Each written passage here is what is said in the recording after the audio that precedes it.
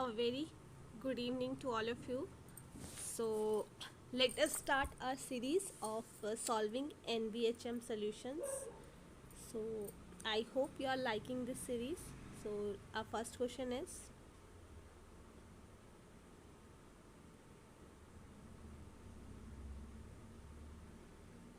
okay, this is our first question. A right circular cylinder of fixed volume has maximum total surface area. What is the relationship between height and radius? चलो, तो हमारा circular area जो हो right circular cylinder है, उसका जो volume हो है वो कितना मैक्सिमम होगा टोटल सरफेस एरिया के, ठीक है, कितना नहीं, अगर वॉल्यूम है हमारी मैक्सिमम टोटल सरफेस एरिया के इक्वल, तो हाइट और रेडियस में क्या रिलेशन होगा, that this we have to find. This is very astonishing to know that the same question has come in a different manners. अलग अलग तरीके से ये क्वेश्चन बहुत बार हमारा NBHM में भी आया है and in several other competitive exams also. So this is very fruitful. तो अगर आप एक दो एग्ज़ाम्स देखोगे तो यू विल लर्न इवन कि अच्छा इसको हम ऐसे सॉल्व करेंगे, ठीक है. So okay, what is the area of the cylinder? It is 2πRH plus 2πr², ठीक है. तो यहाँ से हमने इसकी हाइट निकाल दी है. So height is our area upon 2πr minus r, ठीक है. Then volume is πr²h. यहाँ पे हमने वैल्यू इसकी इंसर्ट कर दी है. Now what we have to do, differentiate it. अब हमें जो वॉल्यूम है, वॉल्यूम को हमें डिफ्रेंशिएट करना है with respect to r. So this will come, ठीक है. ये आपको पता होगा, आपने +2 में पढ़ा है कि जब भी हमें रेट निकालना होता है तो हम डिफ्रेंशिएट करते हैं, फर्स्ट डेरिवेटिव निकालते हैं, फिर सेकंड डेरिवेटिव निकालते हैं. जो भी हम डबल डेरिवेटिव निकालते हैं, अगर वो लेस देन ज़ीरो हो तो उस केस में क्या होता है, मैक्सिमम होता है. और अगर यही ग्रेटर देन ज़ीरो होता तो ये हमारा क्या होता, मिनिमम होता, ठीक है. So this I hope you know principle, ठीक है. तो same principle we have used here जब हमने इसका डबल डेरिवेटिव किया. सो इट इज़ -6πr, ठीक है.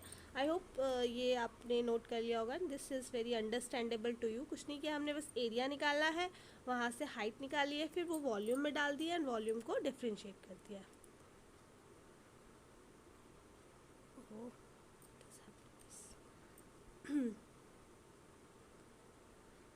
Now what we have done now, अब हमें पता लग गया कि जो हमारी v है, डबल डेरिवेटिव है, that is coming negative. It means it is maxima, ठीक है.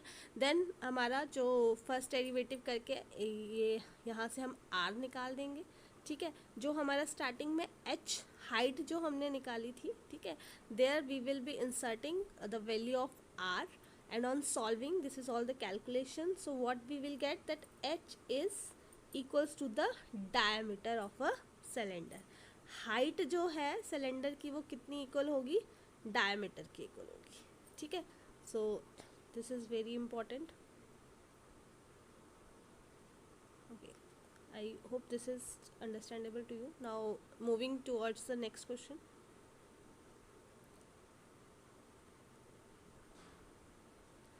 Now this is the in the equation governing the flow of an incompressible fluid of uniform density. If u is the velocity vector and p is the pressure, write down the equation which expresses the law of conservation of masses. Again same question, exactly same question has come in UPSC mains optional also. Same, exactly same. That's why I have taken it. Although I am still learning fluid mechanics, अभी मैं इतना नहीं वो जानती हूँ, but still this question is has come many times. So and it's very easier also. That's why I have included it. तो जब भी हमारे पास continuous और इनकम्प्रेसिबल लिक्विड है, ठीक है, तो उस टाइम पे हमारा जो डाइवर्जेंस होता है that is always zero. It's very easy. तो यहाँ पे बुकिश लैंग्वेज जो है, direct statement that I have mentioned, incompressible flow relies on two approximations of the continuity and momentum portions of the Navier-Stokes equation. Incompressible fluids have constant density in space and time, so all derivatives constant होंगे, so all derivatives of the density are zero, so resulting continuity equation reduces to zero. तो इसका जो divergence, आप divergence लिख दो zero या इस form में लिख दो, your answer will be very much correct. Now next question, now we have, let V be a real vector space of real valued function on a given set. Assume that the constant function are in V and that if f in V, then f square in V and modulus of f is also in V। ठीक है, हमारे पास क्या दिया है कि एक constant function है V में, तो फिर जो f है वो भी V में है, f स्क्वायर भी V में और उसका मॉडुलस भी V में है। ठीक है, तो हमारे पास फर्स्ट ऑप्शन है if F and G in V, तो उनका प्रोडक्ट भी वी में होगा, और अगर एफ और जी जो है वो वी में है तो उनका मैक्सिमम भी वी में होगा। अगर एफ वी में है, पी कोई पॉलिनोमियल है वन वेरिएबल की विद रियल कोफिशिएंट, तो वो जो पी एफ है वो भी वी में ही होगा। तो हमें पता है कि real vector space of real values की बहुत सारी प्रॉपर्टीज़ होती है। ठीक है, तो जो हम चेक कर सकते हैं वो क्या क्या प्रॉपर्टीज़ होती है, इसका प्रोडक्ट देखना है हमको, सॉरी इसका एडिशन देखना है हमको, इसका प्रोडक्ट देखना है हमको। ठीक है, ये और एक्सटर्नल प्रोडक्ट देखना है कि अगर हम कोई स्केलर इस पर मल्टीप्लाई कर रहे हैं तो क्या वो उसी में इंक्लूड हो रहा है या नहीं हो रहा है। तो अब आप यहाँ पे देखो कि जो हमारा f है वो v में है, उसका स्क्वायर भी v में है और उसका मॉडुलस भी v में है। तो अगर हम कोई भी दो फंक्शंस f और g लेते हैं जो v में है, तो सर्टेनली उनका जो प्रोडक्ट होगा वो भी हमारा v में आ ही जाएगा। तो हमारा फर्स्ट ऑप्शन इज करेक्ट। अब f और g जो है वो दोनों ही v में है, तो उनमें से जो भी मैक्सिमम है वो भी आपका v में आ ही जाएगा। देन थर्ड ऑप्शन इज़ कि अगर हमारा f v में है और p एक पॉलिनोमियल है, तो फिर हमारी जो पॉलिनोमियल f के रिस्पेक्ट में बनेगी वो भी हमारी v में आ ही जाएगी, उसके बाहर जाएगी नहीं ऑब्वियसली, है ना। अगर हमने कोई दो रियल नंबर ले लिए हैं, मान लो x एंड y, तो उनका प्रोडक्ट भी हमेशा रियल में ही जाएगा, ऐसा तो होगा नहीं बाहर जाएगा। तो हमारा फर्स्ट सही हो गया। ठीक है, जब दोनों रियल से इनका जो मैक्सिमम है वो भी यहीं पे रहेगा, और जो इनसे हमारी पॉलिनोमियल बनेगी रियल कोफिशिएंट की वो भी हमारी v में ही आएगी। तो here all options are correct. Now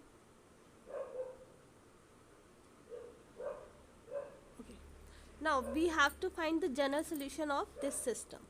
so हम क्या करेंगे, हमारे पास दो इक्वेशन दी है, हम फर्स्ट इक्वेशन को क्या करते हैं, एक और बार डिफ्रेंशिएट कर देते हैं। ठीक है, तो ये बन जाएगी d square x upon d t square equals to d x upon d t plus ये हमारा d y upon d t, because we are differentiating with respect to t. यहाँ पे इंडिपेंडेंट जो वेरिएबल है वो टी है।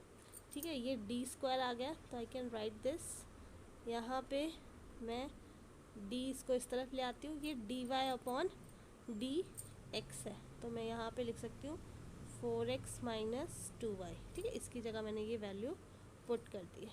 Now ये आ जाएगा 4x और माइनस 2, यहाँ से मैं y की वैल्यू लिख सकती हूँ, तो ये मेरा माइनस साइन हो जाएगा, तो यहाँ पे आ जाएगा d माइनस एक्स, तो ये मेरा आ जाएगा 4x माइनस 2 प्लस 2x। ठीक है, ये आ गया मेरा। अब ऑन सॉल्विंग अहेड, मैंने सही किया ना, कुछ गड़बड़ तो नहीं हुई है, d माइनस एक्स आ जाएगा ये y की जगह। ठीक है, ठीक है, तो ये मेरा आ जाएगा d square minus D plus 2d, और ये मेरा आ जाएगा 6x इक्वल्स टू 0।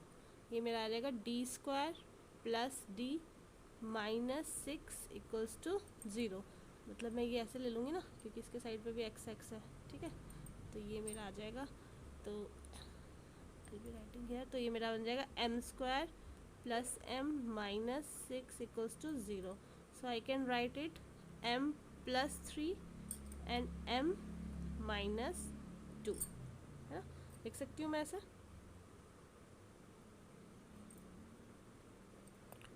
नाउ ये मेरा आ जाएगा m जो है वो -3 and 2, so I can write c1 e raise to power 2x plus c2 e raise to power -3x, क्योंकि इस तरफ 0 है, होमोजेनियस इक्वेशन है, तो इसमें सिर्फ CF ही आएगा। सो this is the general solution of the system. So I hope this is clear to you. Thank you so much.